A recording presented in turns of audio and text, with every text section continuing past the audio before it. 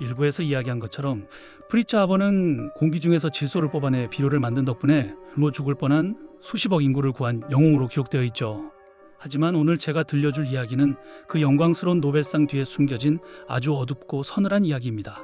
그는 인류를 구했지만 동시에 가장 잔인하게 죽인 독가스의 아버지이기도 하거든요. 프리츠 하버는 1868년 당시 독일 영토였던 폴란드에서 태어났어요. 그는 유대인이었지만 유대인이라는 정체성보다는 독일인이라는 자부심이 훨씬 컸던 사람입니다. 그래서 24살 때 아예 기독교로 개종까지 하죠. 유대교가 싫어서라기보다 독일 사회의 완전한 일원이 되고 싶어한 일종의 인정 욕구였어요. 그에게 과학은 단순히 진리를 탐구하는 수단이 아니었습니다. 조국 독일을 세계 최강으로 만들기 위한 무기였죠. 하버는 이 신념 하나로 암모니아 합성에 성공했고 전 세계를 평정한 전쟁 영웅 대접을 받으며 명성을 쌓았습니다. 하지만 이 지독한 애국심이 훗날 그를 괴물로 만들게 될 줄은 아무도 몰랐습니다. 하버의 삶에서 가장 비극적인 인물 중 하나는 그의 부인 클라라 임머바르입니다.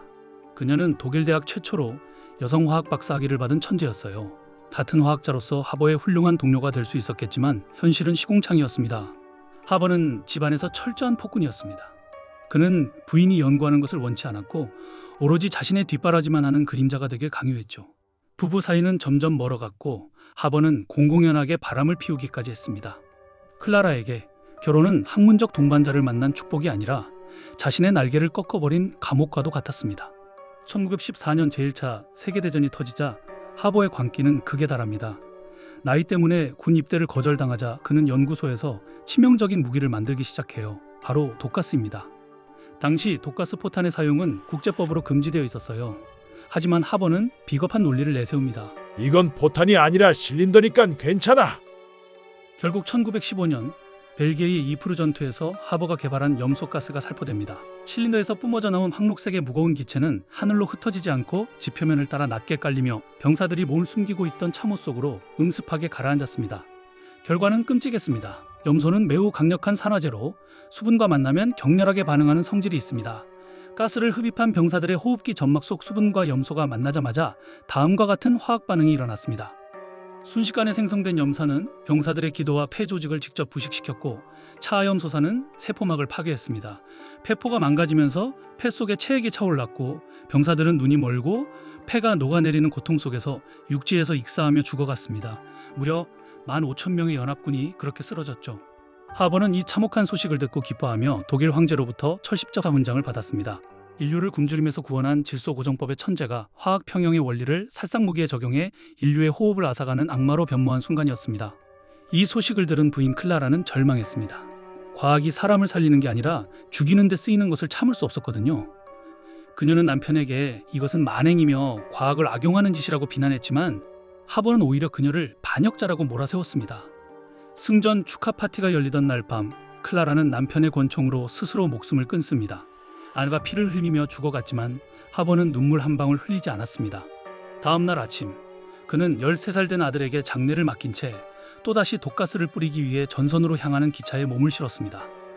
이 냉혈한 같은 모습은 훗날 그의 아들과 막내딸마저 스스로 목숨을 끊게 만드는 트라우마가 되었죠. 시간이 지나며 나치가 집권하자 분위기가 완전 바뀌었습니다. 평생 독일인으로 살고자 했던 하버를 더러운 유대인이라며 쫓아내버린 것이죠. 그는 연구소장직에서 쫓겨나 망명길에 올랐습니다. 영국으로 도망갔지만 그곳에서도 그는 독가스 개발자라는 낙인이 찍혀 경멸당했습니다. 결국 그는 스위스의 한 호텔에서 쓸쓸히 심장마비로 사망합니다. 하버가 사망한 직후 아인슈타인은 하버의 유가족에게 보낸 편지에서 이렇게 말했습니다. 그의 삶은 보답받지 못한 짝사랑이 낳은 비극이었다. 문제는 이야기가 여기서 끝이 아니라는 겁니다. 하버가 죽은 뒤 그가 살충제용으로 연구했던 기술은 나치에 의해 치클론비라는 살상용 독가스로 완성됩니다. 이 물질의 핵심 성분은 시안화수소로 끓는 점이 약 26시에 불과해 상온에서 쉽게 기체로 변하는 성질을 가지고 있었습니다. 나치는 이 치명적인 성분을 규조토나 석고 같은 고체 알갱이에 흡착시켜 보관하다가 가스실의 온도를 높여 승화시키는 방식으로 대량 학살을 자행했습니다. 여러분, 그런데 시아나물이 왜 그렇게 무서운 독일까요? 그 이유는 우리 몸의 에너지 공장을 멈춰버리기 때문입니다. 우리 세포 안에는 미토콘드리아라는 작은 발전소가 있습니다. 이곳에서는 우리가 숨을 쉴 때 들이마신 산소를 이용해 ATP라는 에너지를 만들어냅니다. 쉽게 말해 산소는 발전기를 완성시키는 마지막 역할을 합니다. 그런데 이 과정에는 아주 중요한 마지막 관문이 있습니다. 바로 시토크롬C 산화효소라는 효소입니다.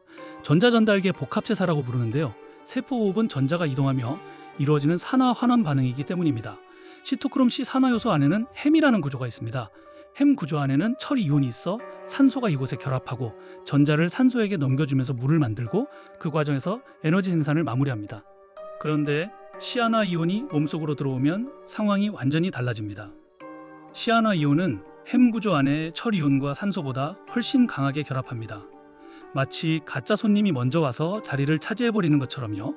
그렇게 되면 산소는 그 자리에 앉을 수 없고 전자 전달이 멈추며 결국 ATP 생산이 중단됩니다. 무서운 점은 우리가 숨을 쉬고 있어도 세포가 산소를 전혀 활용하지 못하게 된다는 것입니다. 그래서 시아나물은 단순히 숨을 막는 독이 아니라 세포가 산소를 쓰지 못하게 만들어 에너지 생산을 차단하는 독입니다. 바로 그 점이 시아나물이 특히 치명적인 이유입니다.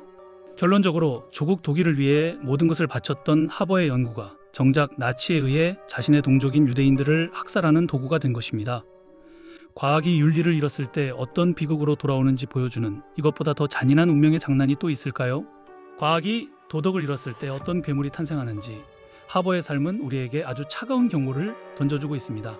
하버의 이야기가 우리 마음속에 어떤 질문을 남겼는지 궁금하네요.